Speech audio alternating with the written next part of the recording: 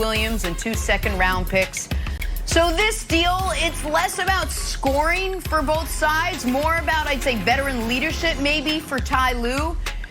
Nick, how much better did the Clippers get, you think, with this trade? Well, in the regular season, they didn't get better at all. Let me unpack this for America real quick. The reason the Clippers would make this trade is twofold. One is Lou Williams is a historically awful playoff performer. He can't guard, and the one thing he does do really well in the regular season, score, for a decade has fallen off a cliff in the postseason. So they recognize that he's not going to be able to help them win a championship. They also are recognizing that their offseason was a bit of a failure because they didn't upgrade the spot they most desperately needed to upgrade in the point guard position. And so what they end up doing is trading for a guy who has been this year, and I don't say this lightly, one of the worst players in the NBA. Now, so that's not an exaggeration. That's not me being a hot take guy. That is just, he's giving you 4 points. He's 217th in the league in PER. He's been injured. He hasn't been, let's call it all in. It was a disastrous signing for the Hawks. It might have been the single worst free agent signing anyone made, was the Hawks signing Rondo. With all that said, Brandon, the reason the Clippers did it is they saw what we all saw last year, which was Rondo, who wasn't this bad with the Lakers, but he was pretty bad with the Lakers in the regular season. Right. Transform into a different human being. On your team. I didn't believe in him. Right. So this isn't me just being, I didn't believe in him. I didn't want him playing for the Lakers. And then in the playoffs, starting with Game 2 against the Rockets, he was exceptional. The Clippers are betting on that, Brandon. They are betting that he is going to flip a switch come the postseason and give them the point guard veteran leadership they need. Nick, sometimes you just know who guys are. Look, they are now the clear-cut favorites to win the West, with LeBron James being down, AD still nursing that Achilles, that calf injury. Now the Clippers are the clear-cut favorites now that they add Rondo.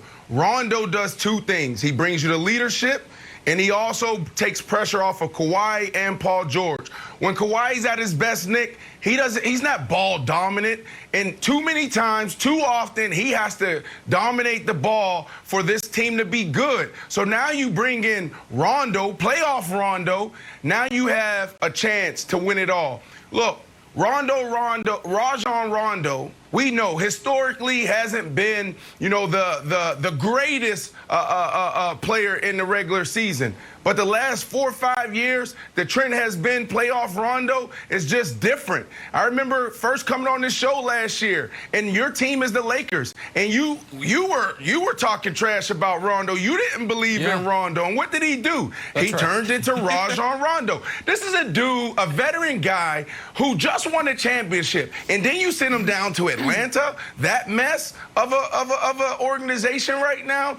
Of course he's not going to give you anything. I guarantee you when Rajon Rondo lands in L.A., he's going to be who we thought he was last year in the playoffs. That's right, Brandon. The Clippers didn't trade for regular season Rondo. They didn't trade for Hawks Rondo. They traded for playoff Rondo. And then, Nick, just to dig into the numbers, let's look at playoff Rondo, who you didn't believe in. Oh, we got to get our Photoshop team on that Clippers jersey. Hawks Rondo was no good. His whole career, everything goes up. Points goes up. Rebounds go up. Assists go up. And then on the flip side, let's dig into Sweet Lou. Oh, Lemon Pepper Lou. Everything down. Down in points, down in field goal percentage, down in three-point percentage. And, Nick, I think you brought up a valid point, right? 15 minutes, 4 points for Atlanta Hawks Rondo. But don't you think that one of the savviest, smartest, and also mercurial guys in the league will be rejuvenated playing with Kawhi and Paul George? Well, the argument against that is he could have signed up to play with Kawhi and Paul George this offseason. He didn't get sent to Atlanta. He opted to sign with Atlanta. He wanted to go there, and he's been terrible. More money. I understand it wasn't a lot more money for the record. It was slightly more money. And by the way, the Clippers are now on the hook for the second year of this Rondo contract. I understand that last year I was calling for him to be a coach, not a player, all regular season, and then in the playoffs, he was excellent for the Lakers. So I am not going to act like that is an impossibility for him to recreate that. But he was better last year in the playoffs than the regular season. He's going to have to be dramatically better this year in the playoffs than the regular season, because this year's regular season, he's even worse. And it also has to be added this part, Brandon. He wasn't any good at all in the first round against the Blazers because he didn't play because he was injured, as he was injured during last year's regular season and the years before regular season, and as he was injured during this year's regular season. So a 35-year-old Rondo who is averaging 4 points a game, I think there is a chance he recreates what he did alongside LeBron and AD. But if you're banking on that, I think it's a risky bet, Brandon. Oh yeah, I'm all in.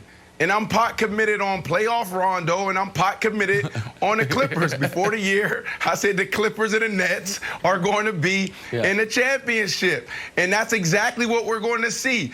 Look, they are pot committed.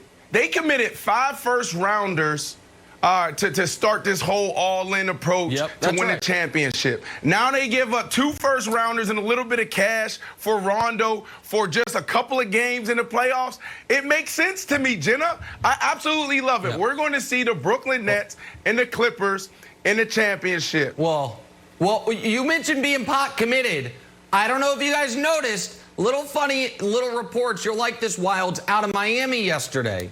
That some of Miami's moves, you know what they did?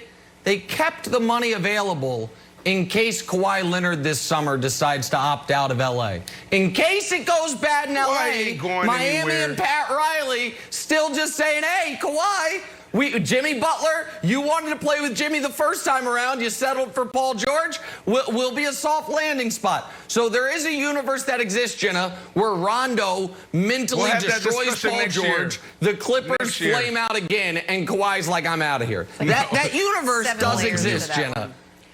All right, this was just one of many trades that happened yesterday. There was one big notable trade that did not happen yesterday we're going to talk about, but we got to talk some Fox Super 6. They're giving away $1,000 for the round of 16 in the men's college basketball tournament. Download the Fox Super 6 app, answer 6 questions for free for your chance to win big money. With that, take a break. Much more First Things First right after this.